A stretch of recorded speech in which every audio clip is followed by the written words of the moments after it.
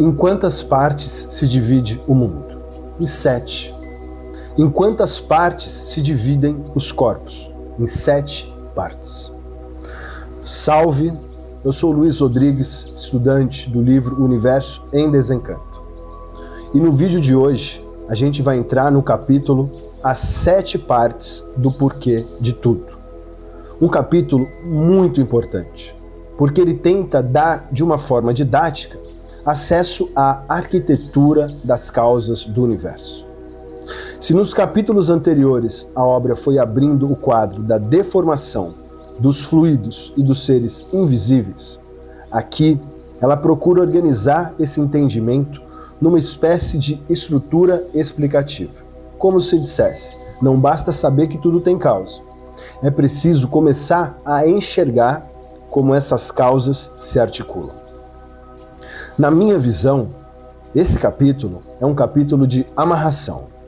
Ele pega várias peças que já vinham aparecendo: fluido, micróbio, corpo, calor, sol, deformação, origem racional, imunização, e tenta mostrar como uma coisa depende da outra.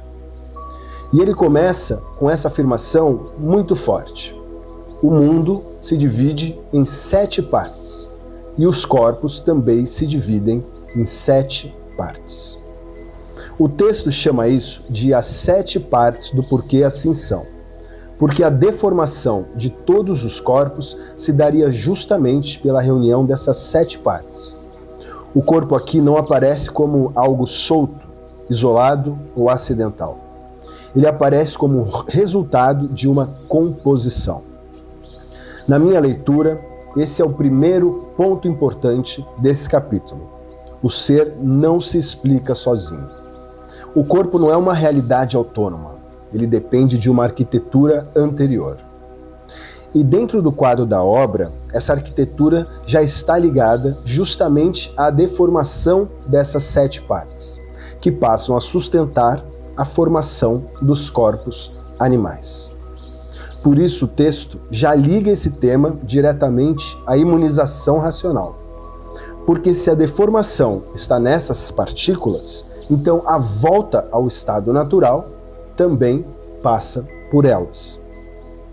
E o capítulo ele vai afirmar que o vivente imunizado vai fazendo com que a imunização trate de tirar essas partículas das partes deformadas e transportá-las à planície racional, de onde elas saíram, formando então um corpo muito diferente desse nosso corpo de ser humano. Ou seja, a questão não é apenas explicar do que o corpo é feito, mas mostrar como se daria, segundo o livro Universo em Desencanto, esse processo de retorno. Veja, na minha visão, isso já mostra uma característica muito importante desse capítulo. Ele não é só descritivo, ele não quer apenas explicar a máquina de deformação. Ele quer mostrar ao mesmo tempo a origem do problema e a direção da saída. Na sequência, o texto entra numa insistência muito forte sobre a leitura diária e sobre a necessidade de adquirir a imunização racional o mais depressa possível. E eu acho importante registrar isso, mas sem perder o eixo principal do capítulo. Porque aqui, o que mais interessa para a nossa sequência é a estrutura explicativa que ele oferece. E essa estrutura aparece de um modo muito claro quando o texto volta ao tema do mundo como um conjunto fluídico, elétrico e magnético. O capítulo diz que o mundo é sim um conjunto fluídico, elétrico e magnético. E por ser assim, tudo o que existe no mundo é de origem fluídica, elétrica e magnética. E esse ponto é decisivo, porque ele funciona como uma chave geral. Veja, se o mundo é um conjunto fluídico, elétrico e magnético, então os seres que existem nele também são entendidos a partir dessa base. Por isso o texto reforça: a força mais poderosa desse conjunto está nos fluidos. O fluido é uma força de geração, formação e criação. Sendo assim, na minha visão, o capítulo quer fixar uma ideia. No fluido está tudo. É do fluido que depende a formação dos corpos, dos seres. E é por isso que todos os seres são de formação fluídica, elétrica e magnética. E por isso que tudo também é instável, passageiro, aparece e desaparece. E o texto diz mais: geram, nascem, crescem, reflorescem e desaparecem. E a razão disso está no próprio caráter passageiro do fluido. Aqui, a lógica da obra continua a mesma dos capítulos anteriores. Tudo que pertence à deformação é instável. Tudo que nasce nesse campo está sujeito à transformação, ao desgaste e ao desaparecimento. Depois, o capítulo acrescenta outra ideia importante. Existe uma infinidade de fluidos, todos diferentes uns dos outros. E por isso tudo é diferente. Cada ser tem o seu fluido. Na minha leitura, esse ponto ajuda a explicar por que o mundo de matéria é feito da multiplicidade, variedade e diferenças. Não há um único fluido produzindo tudo de forma uniforme. Há uma infinidade de fluidos e, por isso, uma infinidade de formas, composições e seres.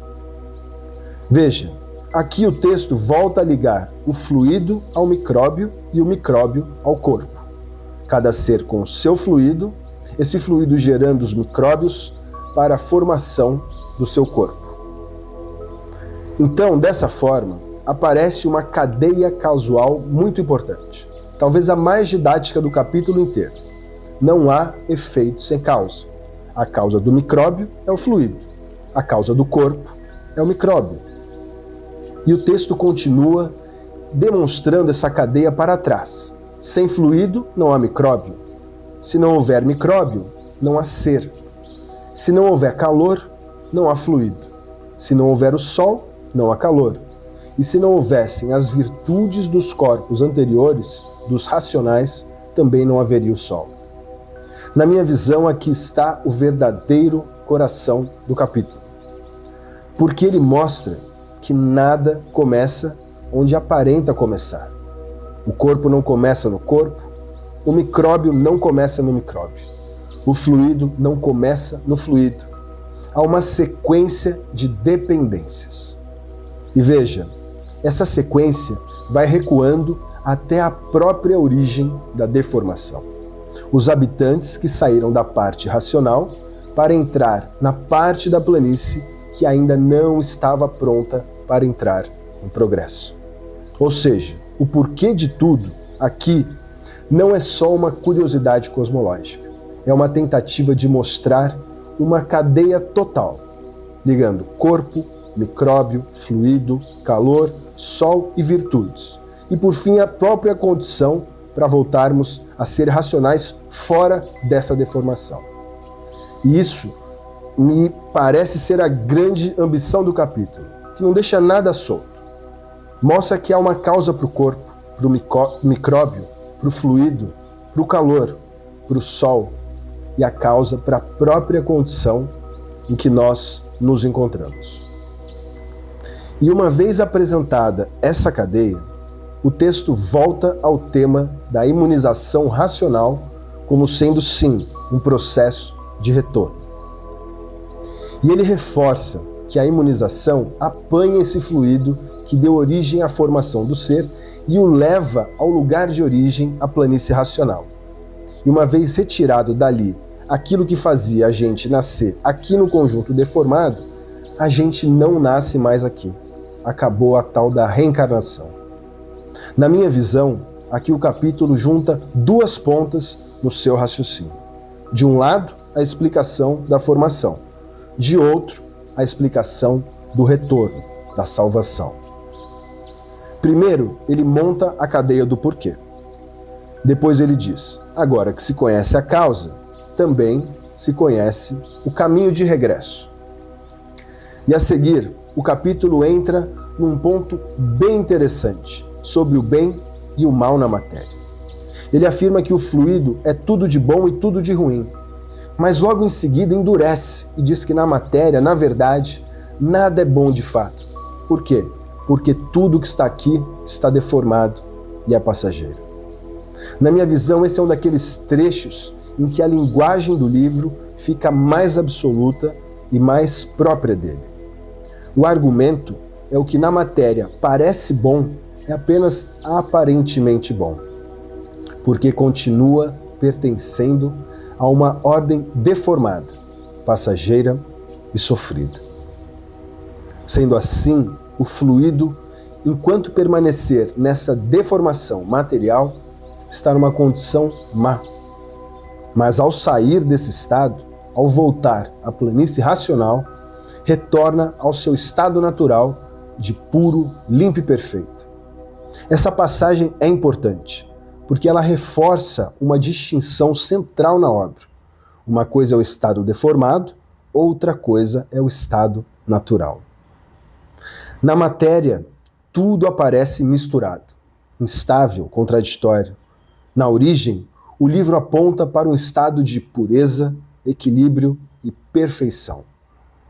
Em seguida, o capítulo volta a definir o fluido como o causador da vida, causador dos seres, causador de tudo que existe no mundo. E novamente recapitula a sequência. O fluido vem do calor, o calor vem do sol, e o sol provém das virtudes dos corpos anteriores a esses, que foram perdendo as suas virtudes e essas se reunindo até formar o foco de luz.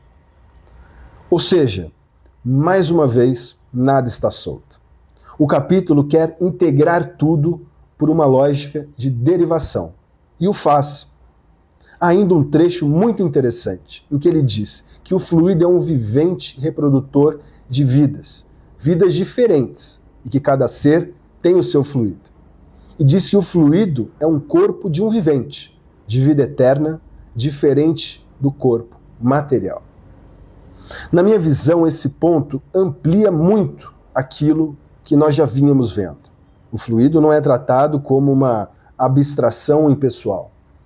Ele é tratado como uma realidade viva, causadora, reprodutora, ligada ao ser que corresponde a ele. E o texto completa dizendo que, enquanto esse fluido permanecer deformado aqui, no conjunto fluídico, elétrico e magnético, o ser humano correspondente a ele continua a nascer aqui. Para não nascer mais aqui, tem que adquirir a imunização racional. E esse fluido é adquirido lendo o livro Universo em Desencanto. É simples. Em seguida, o capítulo toca num detalhe curioso. Não há fluido fêmea nem macho. O fluido é um ser só. A divisão em dois sexos é aqui na deformação, aqui na bicharada e aqui no encanto. Na minha leitura, esse é um pequeno detalhe que reforça uma ideia muito maior do texto. As divisões, que parecem naturais na matéria, pertencem, na verdade, apenas a essa condição deformada e não ao estado natural. Daí em diante, o capítulo cresce muito no seu tom existencial. Ele fala do cansaço do viver, do sofrimento permanente, do desânimo, das preocupações, do relógio que é a cabeça que não para, do desejo de muitos dormir e às vezes nem acordar mais. Vejam vocês. Na minha visão, isso não está ali por acaso. Depois de montar a arquitetura das causas, o texto volta ao drama humano concreto. Como se dissesse, conhecer o porquê de tudo não é um luxo intelectual. É a resposta para uma vida que sofre, sem entender por que sofre. E é por isso que esse capítulo apresenta, sim, a imunização racional como uma descoberta decisiva, como uma absolvição do sofrimento, o extermínio do sofrimento, através do conhecimento do princípio e do fim dessa nossa vida amargurada. Se eu tivesse que resumir o espírito desse capítulo, eu diria mais ou menos assim. As 7 partes do porquê de tudo organiza de forma bastante didática a cadeia das causas que sustentam a formação dos seres humanos aqui no universo material. O capítulo mostra que o corpo depende do micróbio. O micróbio depende do fluido.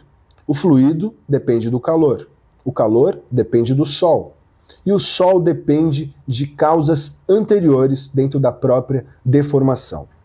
E ao mesmo tempo diz que conhecer essa cadeia é também começar a entender o caminho de retorno ao nosso estado natural. Para mim, esse é um capítulo importantíssimo, porque ele transforma a pergunta: por quê? Numa arquitetura.